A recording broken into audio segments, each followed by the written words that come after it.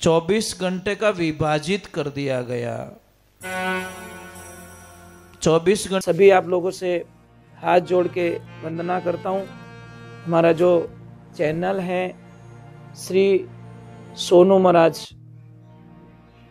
वो चैनल जरूर सब्सक्राइब करें और इन वीडियो को शेयर करते रहिए।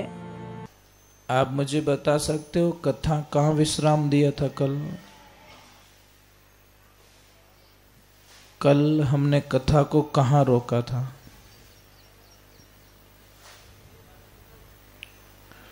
याद है थोड़ा बहुत? भूल गया? ए कृष्णा, जोरदार करी ने काले फेरा कहे ना, आज हावरो भूल गया। बस वही हुआ है। आपको पता है कथा को हमने कल विश्राम दिया था।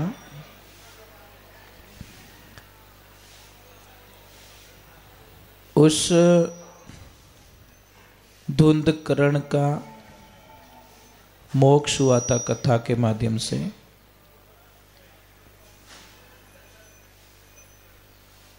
पापी से पापी आदमी था तो भी उसका कल्याण हुआ। कथा क्या है? कथा रियलिटी में क्या है? हम सब भगवान के भक्त हैं, भगवान के प्रिय हैं, परंतु एक बात का ध्यान रखना, जैसे एक बच्चा होता है, बच्चा, और बच्चा अगर गंदा हो जाए तो शायद उसके पिताजी उस बच्चे को नहीं रखेंगे। वो किसको देंगे? उसके माँ को, कि ये बच्चा गंदा हो गया है। परंतु माँ देखिए, माँ को बिल्कुल बोझ नहीं लगता, गंदा नहीं लगता। माँ उसको ठीक करती है, साफ सुथरा करती है, उसको स्नान कराती है, अच्छे कपड़े पहनाती है, बस फिर अब उसके पिताजी को दे देती है और वो ले लेते कि लाओ अब मैं रख सकता हूं इसको। परंतु जब बच्चा गंदा है ना, तब तक पापा नहीं रखते हैं। रखते क्या? मुश्किल है। बस कथा वही सिखाती है हमें। कथा कौन है? हमारी माँ। ये कथा हमारे को साफ सुथरा करके कथा हमें भगवान को समर्पित करती है। ये ध्यान रखे। ये जब तक ये बातें आपको समझ में नहीं आएगी ना, तब तक कुछ नहीं होगा। कोई आदमी था, भोला भगत था एकदम, तो कई लोग जा रहे थे, उन सबको पूछ रहा था, दक्षिण भारत की बात है ये, वो सबको पूछता कि तुम लोग कहाँ जाते हो? बोला कि हम हरिद्वार जाते हैं, गंगा में स्नान करते हैं। तो उससे क्या होता है? वो बोलता है गंगा मैया हमारे मैल धो देती है। उसने बोला ठीक है, मैल धोते तो हम भी जाते हैं एक बार गंगा मैया के पास में। वो तो एकदम भोला आदमी था, उससे संसार से कोई इतनी प्रवृत्ति नहीं थी, संसार से दूर था। गंगा के किनारे जाके बैठा और विचार करने लगा कि ये सारे लोग यहाँ स्नान कर रहे हैं, इनका मैल धुप रहे हैं, तो चलो गंगा को पूछ लेते हैं, थोड़ा प्रश्न कर लेते हैं। तो गंगा मैया को पूछा कि मैया मुझे आपसे बात करनी है। वो तो बोला था, अभी उसकी बात कौन टाल सके। तो गंगा मैया ने बोला, बोल भाई क्या? कि मुझे एक शंका है, वो थोड़ी मेट दीजिए। कि क्या? कि आप लोगों के मैल धोते हो, आप में स्नान करते तो पाप डूब जाते हैं। तो हमें बताओ मैया, जो ये पाप होते हैं ना, तुम्हारे पाप कहाँ डूबते होंगे? तुम तो पूरी गंदी हो जाती है, लोग या स्नान करते वो करते हैं। तो गंगा मैया का उत्तर वापस सुनना आप, कि मैं भी पूरी गंदी हो जाती हूं लोगों के मैल से, इनके पापों से मैं भी पूरी गंदी हो जाती हूं, पर मेरे पाप कहाँ डूबते? मेरे भी तो, मुझे भी तो पाप धोने हैं ना। कि जब गाय माता आती है और गाय माता जब पानी पीती है और उसके चरण स्पर्श करती हो ना, तब जाके मेरे पाप खत्म होते, नहीं तो मैं पापी नहीं बन जाती हूं। इसका मतलब क्या है? गाय माता, गंगा के भी पाप ये गाय माता धोती है। तो आप लोगों को ध्यान रखे कि गाय माता की जो सेवा करते हो उसमें स्वार्थ का भाव नहीं होना चाहिए, निस्वार्थ भाव से। क्योंकि भक्ति दो प्रकार की, निष्काम और सकाम। सकाम भाव से भक्ति करोगे तो आपको रोना रोना आएगा, क्योंकि आप उसमें लिस्टें बोलते रहोगे, भगवान अब ये कर दो, अब ये कर दो, लायली फेरी में ओ मांगो, उन फेरी में ओ मांगो, मतलब डिमांड हमारी बढ़ती जाएगी।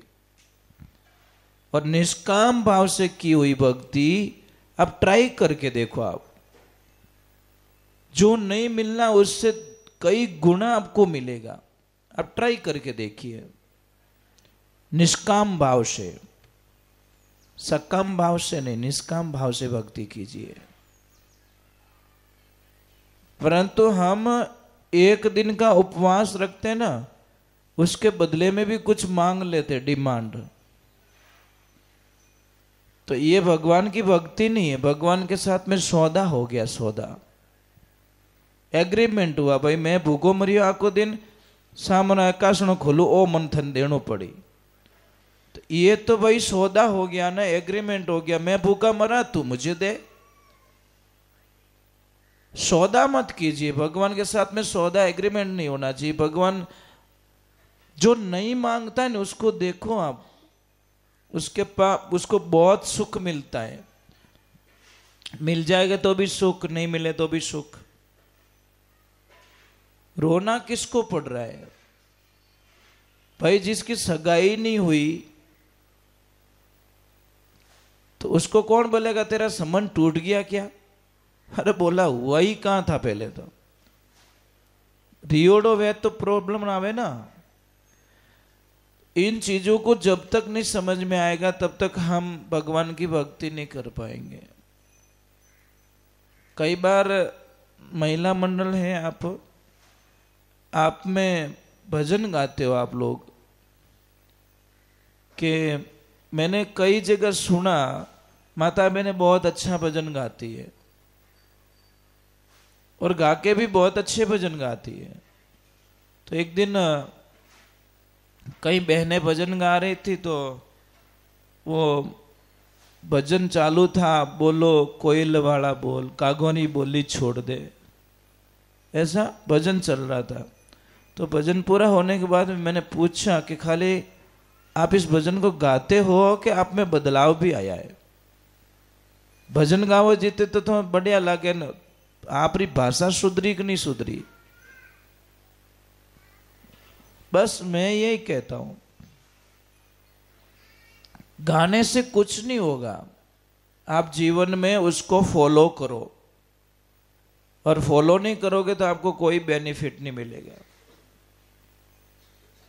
तो हम चलते हैं भगवान के चरणों में, कथा में प्रवेश करते हैं। कल कथा को विश्राम दिया था वहां पे। गोकर्ण जी महाराज ने अपने भाई को मोक्ष दिलाया।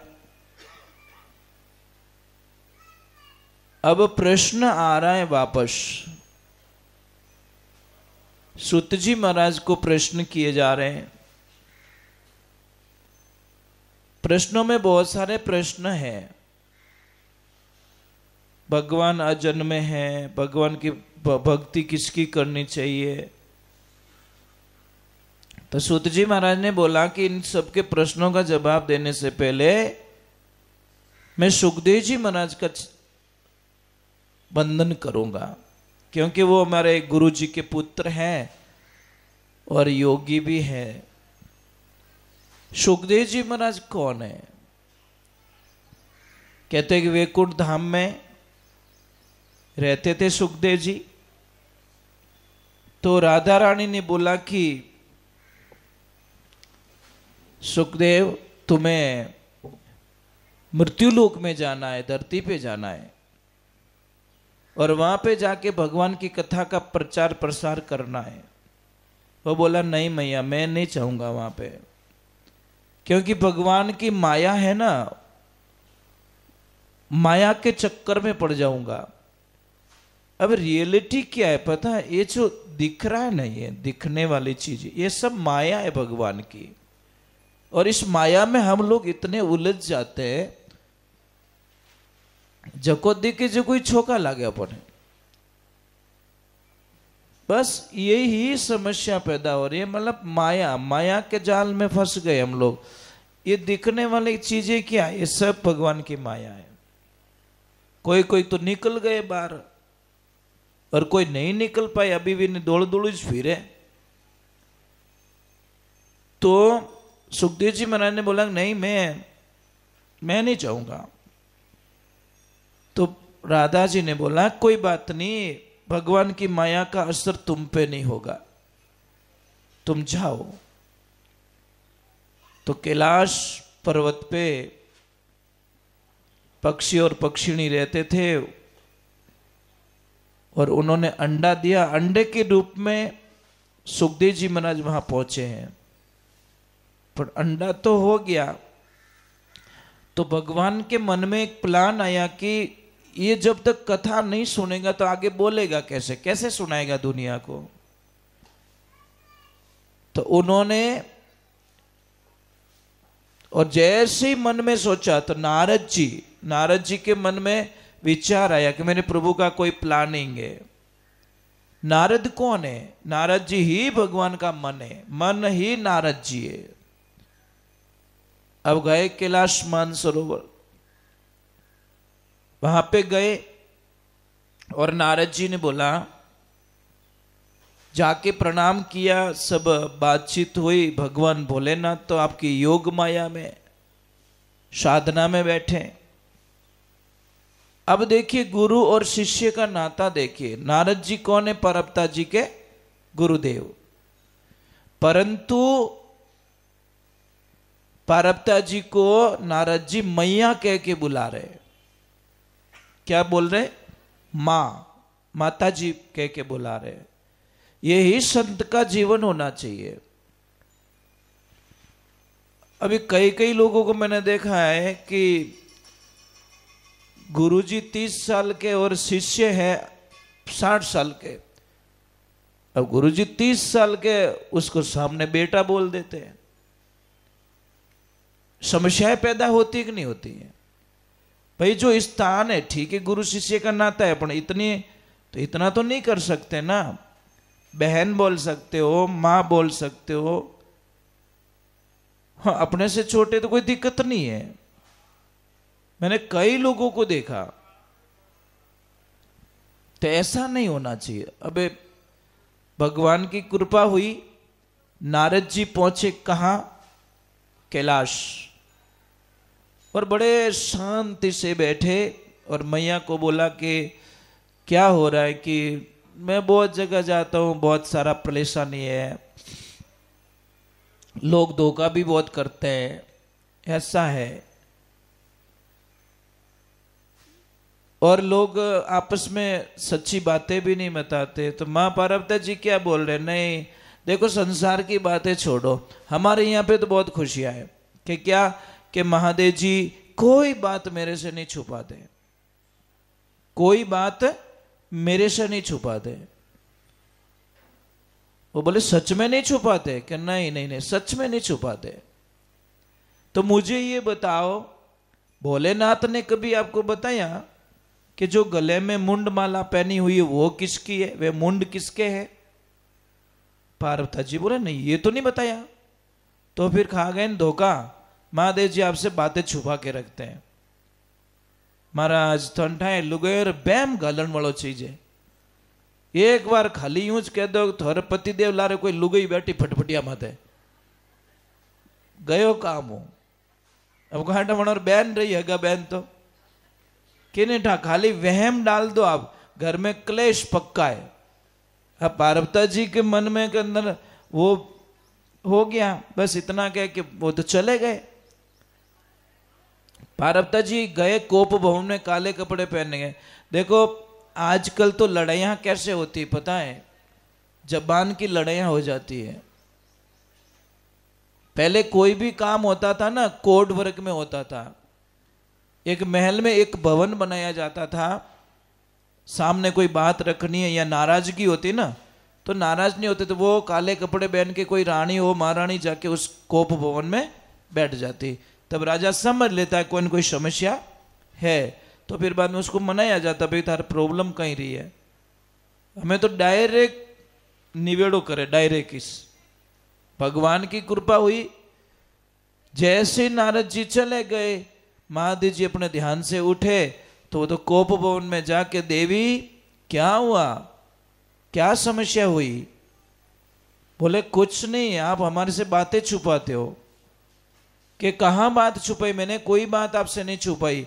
कि नहीं नहीं नहीं, मुझे पक्का पता है कि आप मेरे से बातें छुपाते हो। तो महादेव जी ने बोला कौन सी बात? कि बात क्या, ये जो मुंड माला है ना गले में, ये किसके मुंड लेके घूम रहे हो? तो तुरंत भोलेनाथ ने बोला नारद जी आए थे क्या? क्या हाँ? तो क्या लोपो लगाए दियो। नारद जी रो काम कही, नारद जी आए इसका मतलब कि इनकी घोटालो कर दियो। जाने क्यों ना पता ही चल गया तो मैं बता दूं, ये सब मुंड है ना, ये तुम्हारे मुंड है। जब जब तुम्हारी मृत्यु हुई मैंने तुम्हारे मुंड को लेके गले में डाल दिया। अब महाराज पार्वती जी हंस रहे कि मैं इतनी बेवकूफ हूं, सिर्फ मैं ही मरी, मेरी ही मौत हुई, आप तो कभी मरे नहीं। कि हे देवी मैं अमर कथा सुन चुका हूं, इसलिए जो अमर कथा सुनता है ना उसके मौत नहीं होती। तो पार्वती जी ने बोला वो कथा मुझे सुनाओ ना। कि आपने सुनने का मौका ही कहाँ दिया? आप सुनाने का मौका मैंने बहुत बार ट्राई की, पर आपने बहाना निकाल दिया, इस बार नहीं अगली बार, इस बार नहीं अगली बार। तो पार्वती जी ने बोला अब तो मुझे सुननी, कैसे भी करके सुननी है। ठीक है बैठो। डमरू बजाया महादेव जी ने, सारे जीव जंतुओं को दूर भगा दिया। अब कथा आरंभ हुई, पर कथा में एक शर्त थी। शर्त क्या थी? कि भाई हुंकारो देवणो, मैं तो आंखें बंद करके कथा कर रहा हूं और बीच बीच में हुंकारो देवणो, और हुंकारो नहीं देवला तो कथा बंद हो जाला। महाराज 1 स्कंद 2 स्कंद 3 स्कंद ऐसे करके के 10वें स्कंद तक पार्वती जी ने बराबर कथा सुनी, हुंकारो देता गया। उद्धव जी और कृष्ण की वार्तालाप हो रही है, प्रश्न उत्तर हो रहे हैं, वहां तक तो सुना उन्होंने, परंतु वहां पे जाके पार्वती जी सो गए, नींद आ गई उनको। और जैसे नींद आई, अब उस विकृत जो अंडा था उसमें से बच्चा पैदा हो गया। उसने बोला मैया तो सो गई, हुंकारो नहीं दियो तो महादेव जी कथा रोक दी, आधी कथा सुनी होनी कोई काम नहीं आवे। उसने हुंकारा देना चालू कर दिया। अब पूरे 12वें स्कंद हुआ और जैसे जय बोली बोलो कृष्ण कन्हैया लाल की, एकदम उठे पार्वती जी। क्या हुआ? अरे होवे कहीं कथा पूरी होगी, कि कथा पूरी हो गई, पक्की हो गई कि हाँ, तो तुम कहाँ थे? कि मुझे तो नींद आ गई। कृष्ण उद्धव जी की वार्तालाप तक तो मैं जग रही थी। तो उन्होंने बोला यो हुकारो कुण दियो। जैसे ही देखा पीछे तो एक छोटा सा बच्चा मस्त एकदम धुन में मंथन कर रहा है। क्या आनंद आया कथा का, क्या आनंद आया। महादेव जी ने बोला सामने बैठ के कथा सुन लेता व्यासपीठ के सामने तो कोई दिक्कत नहीं थी, पर तूने चोरी करके कथा सुनी है, अब मैं तुझे छोड़ूंगा नहीं।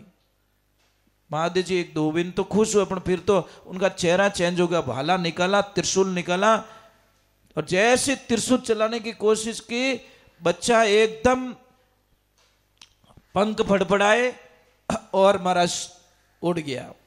महादेव जी उनके पीछे, बच्चा आगे है, महादेव जी पीछे।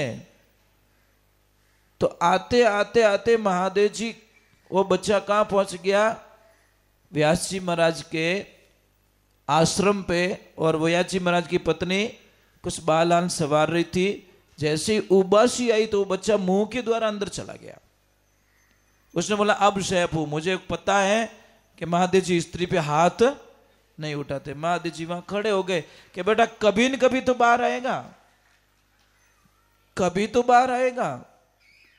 इतने में व्यास जी महाराज आते, बोलता है हे प्रभु, आपके दर्शन करने के लिए वर्षों बीत गए, मैं आपके दर्शनों के लिए, आप महादेव जी खुद आ गए। महादेव जी बोले वो बात छोड़ो, मैं बहुत तकलीफ में हूं। कि क्या हुआ? कि तुम्हारी पत्नी के गर्भ में चोर चला गया है और चोरी कर दी मेरे यहां पे। व्यास जी महाराज हंसने लगे, ओहो आप रेटी चोरी रेवे कहीं ले गया, बिच्छू ले गया, हाप ले गो, गोयडो ले गो, कहीं रह गयो है ही क्या? थोड़े तो दरवाजो लगाओ तो भीत को नहीं, भीत लगाओ तो दरवाजो को नहीं, थोड़े अटे चोरी रेवी की कर। महाराज उन्होंने बोला इसने अमर कथा सुन ली, और अमर कथा सुनने के बाद में तुम्हारी पत्नी के गर्भ में जाके बैठ गया, वो चोर बाहर निकलेगा, उसको मारूंगा मैं। व्यास जी महाराज हंसने लगे, सच में मैंने सुना था कि भोलेनाथ तुम तो सच में ही भोले हो। आपको पता है अमर कथा सुनी कि हाँ, अमर कथा सुनने से क्या होता है कि अमर हो जाता है, तो फिर वो मरेगा कैसे? महादेव जी बोले यूं एनर्जी खत्म करी, ऐसे ही पीछे पीछे भागा, कोई मतलब नहीं, इतना दिमाग मैंने लगाया ही नहीं। महाराज उसको महादेव जी तो चले गए अपने आश्रम। 12 वर्ष तक वो माँ के गर्भ में रहे। व्यास जी बोलते रहे बेटा आजा, बेटा आजा। कि नहीं, मुझे ये माया है ना, वो मुझे लपेटे में ले लेगी। फिर बोला कि मायापति खुद आके मुझे विश्वास दिलाए तो मैं विश्वास कर सकता हूं। फिर नारायण खुद आते हैं और बोलते कि हे बेटा तू बाहर आ जा, तुझ मेरी माया का कोई असर नहीं पड़ेगा। फिर वो बाहर आते और जंगल की तरफ रवाना हो जाते हैं। पीछे व्यास जी कहते बेटा कौन बाप, थोड़े दिन आपके पास में रह गया तो आप मेरे बाप बन रहे हो आप। फिर वो निकल जाते हैं और कहते हैं कि जब वो निकल रहे थे, व्यास जी महाराज पीछे पीछे दौड़ रहे थे। सरोवर में कोई देवियां स्नान कर रही थी, और जैसे सरोवर के पास में सुखदेव जी महाराज निकले तो कहते हैं कि कोई बहन ने अपने शरीर पे कपड़ा नहीं रखा, वो फ्री माइंड होके स्नान कर रही थी। पर जैसे व्यास जी महाराज गए तो उन्होंने अपने शरीर को ढक दिया। तो व्यास जी महाराज ने पूछा कि मेरा बेटा, जवान बेटा यहां से गया है और आप लोगों ने तन पे कपड़ा नहीं रखा, और मेरे को देखते ही आप मतलब तन पे कपड़ा डाल रहे हो। तो उन्होंने कितना अच्छा जवाब दिया, ध्यान से सुनना। उन्होंने क्या बोला कि व्यास जी महाराज आपके बेटे को तो पता ही नहीं है कि स्त्री क्या होती है, पुरुष क्या होता है, उसको तो पता ही नहीं है। पहले बात तो उसके सामने कपड़े पहनो या नहीं पहनो उससे कोई लेन देना उसके तो दिमाग में ही नहीं है कि स्त्री किसे कह रहे, पुरुष किसे कहते हैं। वो तो दिगंबर है और इसके ऊपर कोई माया का प्रभाव, और आप तो माया जाल में फंसे हुए हो, गृहस्थी जीवन वाले हो। तो ऐसे सुखदेव जी महाराज, बोले सुखदेव जी महाराज की। तो ऐसे भगवान की लीला होती है, सुखदेव जी महाराज का जन्म होता है, सुखदेव जी महाराज की कथा होती है। अब भगवान की ऐसी लीला होती है, एक बात का ध्यान रखिए, कहीं पे भी आप कहीं पे भी जाओ, किसी के भी घर पे जाओ, परंतु किसी इस घर की बात उस घर में मत बोलो। ये बड़ा अपराध माना गया शास्त्रों में। हो सकता है आपकी छोटी सी बात किसके घर को उजाड़ दे, और कई घर उजड़ गए। छोटी सी इन घर्री बात इन कह दी, इन घर्री बात इन कह दी। और माता बहनों को तो बड़ा शौक होता है इन चीजों का, नहीं कहनी चाहिए भाई। पर गर्री पंचायती अपन नहीं करनी। अपनों घर की कर है वो देखो, कहां तक आप दूसरों के घर की लिस्ट लेके घूमोगे। हम कहीं पे भी जाते हैं ना, महाराज मारी जेठानी नहीं माने में कि जिन्हों महाराज ने घरे बुलाया, कहीं रोटी खवा दे भाई, क्यों जेठानी री कथा करे मारे हमें, थोड़ी आपसी प्रॉब्लम मैं कहीं करूं। अज्ञानता के कारण ये आपसी रिश्ते नहीं जमते। ज्ञानी होते ना, ज्ञानी, तो ज्ञानी लोगों को मतलब ये चीजों को फीलिंग नहीं करते। आपसे कोई बोले तो भी राजी, नहीं बोले तो भी राजी। मतलब ज्ञानी पुरुष क्या करेगा, नाराज नहीं होगा वो। अज्ञानी लोग नाराज होते हैं, मारू बोलिया कोने, मारू बात नहीं करे, ओ नहीं करे। अरे भाई उसकी मर्जी, नहीं बोल रहे तो राधे राधे बोलो बस।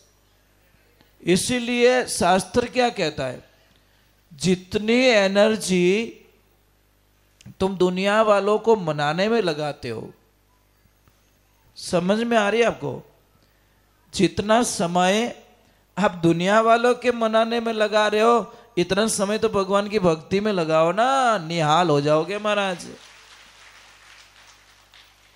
अब ब्याह मंडे जने देख जो अपना ने भेंडो कर दे, एक ने लावे तो दूजोड़ो नहीं आवे, दूजोड़ा ने लावे तो तीजोड़ो नहीं, काका ने लावे तो भतीज नहीं आवे, बुआ ने लावे तो फूफो आवी को नहीं। हाँ सच में ये प्रॉब्लम है। तो इन लोगों को मनाने में हमारी एनर्जी वेस्ट होती है। इससे बढ़िया प्रभु की शरणागति लेवे, मनाए उसको, भगवान को।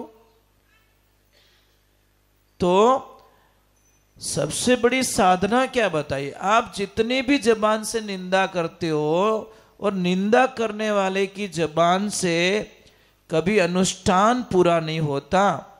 आप ट्राई कर दीजिए, आप अगर मुंह से गाली गलौज कर रहे हो और फिर यज्ञ में बैठते हो, आपको यज्ञ का फल थोड़ी मिलता है, मिलता ही नहीं है। ठीक है, फॉर्मेलिटीज हो गई कि मैं ओम रे माने बैठा ओम स्वाहा करिया, मिलता ही नहीं है फल, फालतू का लफड़ा ही है। जब जबान ही आपकी गंदी है, उस जबान से अपवित्र शब्द निकल रहे हैं, गंदे गंदे शब्द निकल रहे हैं, तो कैसे यज्ञ सफल हो जाएगा। आप गंदी थाली में खाना खाते हो क्या, जो थाली गंदी है खा लोगे, आपको बोला जाएगा ये खाना खा लीजिए, आप खा लोगे क्या। तो फिर आप इतना होशियार, तुम्हारा राम जी की कर मेरे प्रभु कैसे एक्सेप्ट करेंगे उसको, ये कोई चांस भी नहीं है। तो अब शब्दों का प्रयोग मत कीजिए, कोई मतलब नहीं।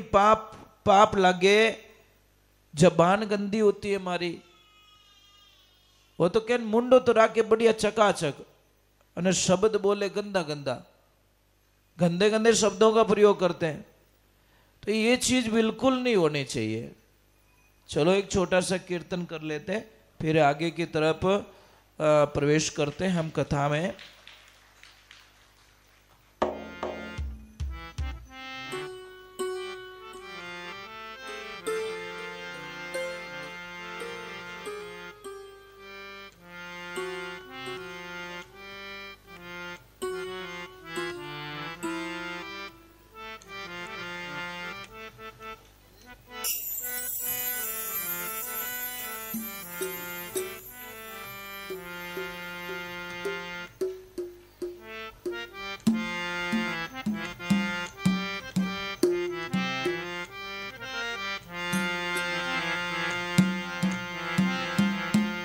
बोले कृष्ण कन्हैया लाल की, बोले बाल गोपाल की।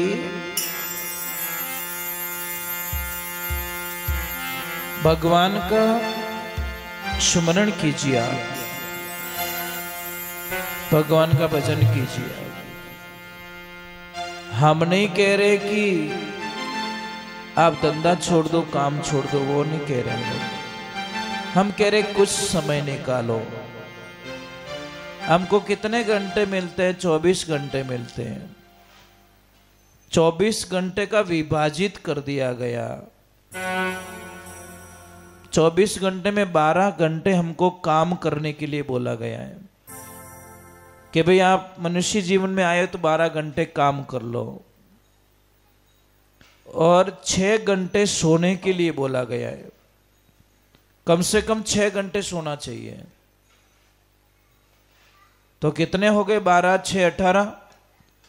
और 4 घंटे खाने पीने के लिए बोला गया है। 2 घंटे सुबह में, 2 घंटे शाम को। 22 घंटे दे दिए हमको। 2 घंटे और बचे। बस 2 घंटे भगवान का भजन नहीं कर सकते, चलो कोई बात नहीं, 2 घंटे मत करो।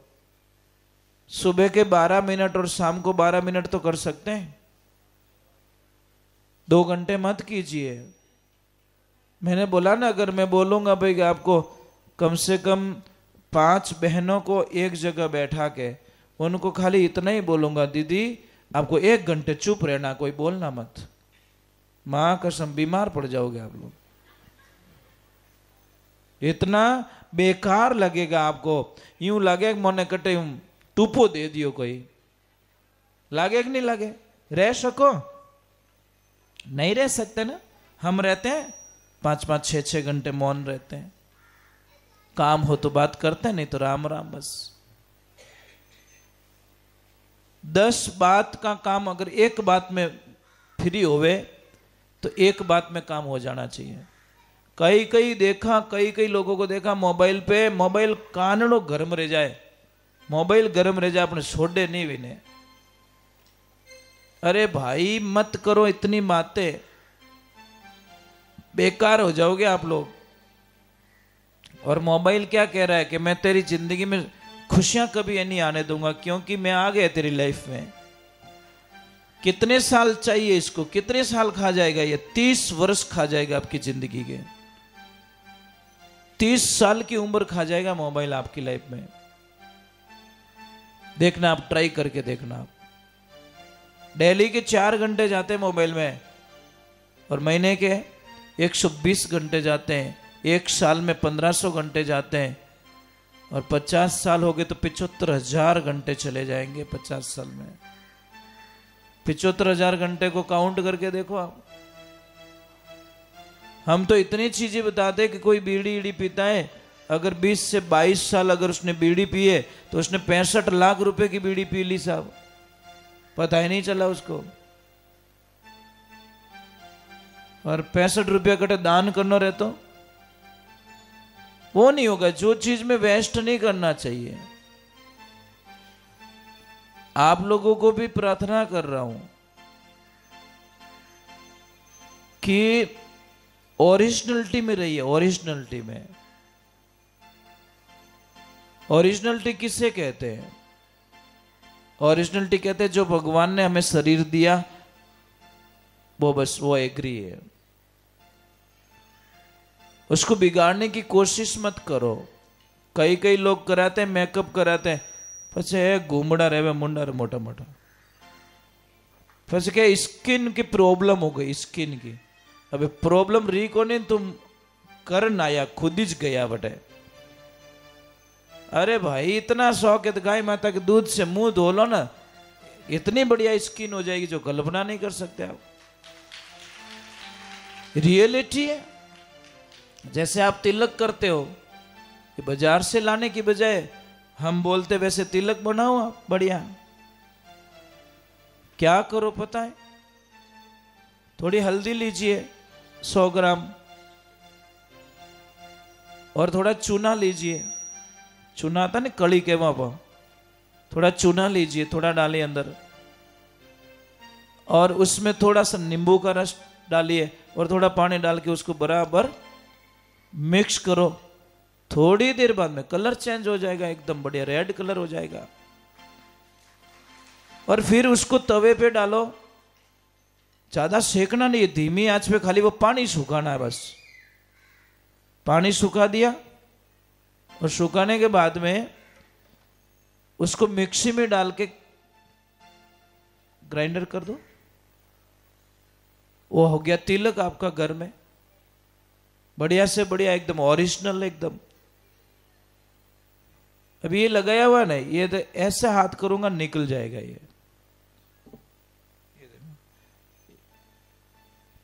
ये हल्दी वाला है। तो आप बना सकते हो घर में, पर क्या करें महाराज, आदतें ऐसी हो गई हमारी। दूसरे नंबर, कल मैंने एक चीज बताई थी कि वो बचे हुए, अच्छा आज आटो कम डाली रहे हो पुलोतन में ना, कम डाला होगा ना, क्या ठंडा तो पड़ गई कि वो मोरा कामरो नहीं है, तो ऑटोमेटिक आपने उसमें कटौती कर दी होगी। पर रियलिटी यही है कि आप वो आटा वापस उसमें मत डालना। वो आटा इकट्ठा करके कहीं पे भी ले जाओ, थोड़ा शक्कर डाल के, जहाँ पे चींटियां हो वहां पे डालो आप। आप लोगों को शायद पता नहीं है, जैसे किसी का गहना होता है ना, गहना आप लोग कभी ध्यान नहीं देते। जो मां का जो गहना होता है ना, मां का, उसके ऊपर सच में अधिकार किसका होता है पता है आपको? बेटी का अधिकार होता है। रियलिटी तो यही है। उन्हें भाई भाभी खा जावे, तो हकीकत ये है। धर्म क्या कहता है? मां के गहने पर बेटे का अधिकार नहीं होता, मां के गहने पर बेटी का अधिकार होता है। पर कौन समझाए? बेटी नहीं तो फिर अपनी बेटी की बेटी को दे दो।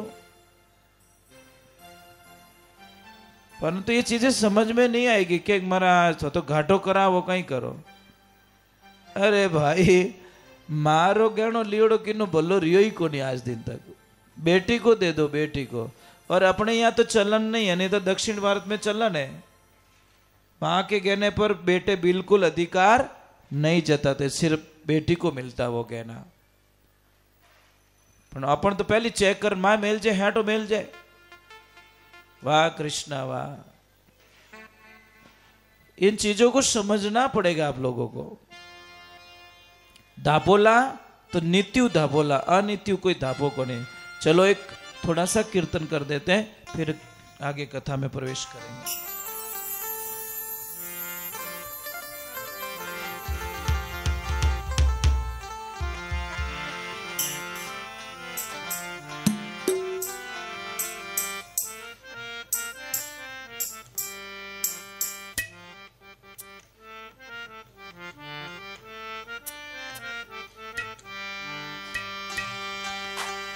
नाम जप कीजिए आप, और नाम जप में इतनी ताकत होती है, क्या बोलो आपको। अच्छा, वृंदावन कौन कौन गए हो आप लोग? यहां से गए हो? कितना अच्छा लगता है वहां पे, सब जगह राधे। ऐसा मन करता है वापस ना चले घर पे बस। सच में इतनी खुशियां मिलती है वहां पे। एक 10 दिन रह के आज आपकी भाषाएं बदल जाएगी, आपके विचार बदल जाएंगे। और वहां पे गुरुजी, पता है, प्रेमानंद जी महाराज, उनका 20 साल से किडनियां फेल है, पर अभी भी वो देखो एकदम एक्यूरेट है। ये है श्री जी की मेहरबानी। विश्वास तो करना पड़ेगा भाई, विश्वास बिना कुछ भी नहीं है। वो सबको यही कहते भाई नाम जप करो। और कलयुग में केवल नाम को ही आधार दिया गया है। कलयुग केवल नाम आधारा, सुमिर सुमिर नर भव उतरे पारा। तो इतना इजीली हमको दिया गया तो फिर हार्ड क्यों करें, ज्यादा क्यों करें, ज्यादा बोझ लेके क्यों घूमे। कई लोग बहुत सारे भजन भी करते हैं पर उनकी विचारधाराओं में कुछ प्रॉब्लम होती है। तो बहुत ही सुंदर पदों का वर्णन किया गया। अरे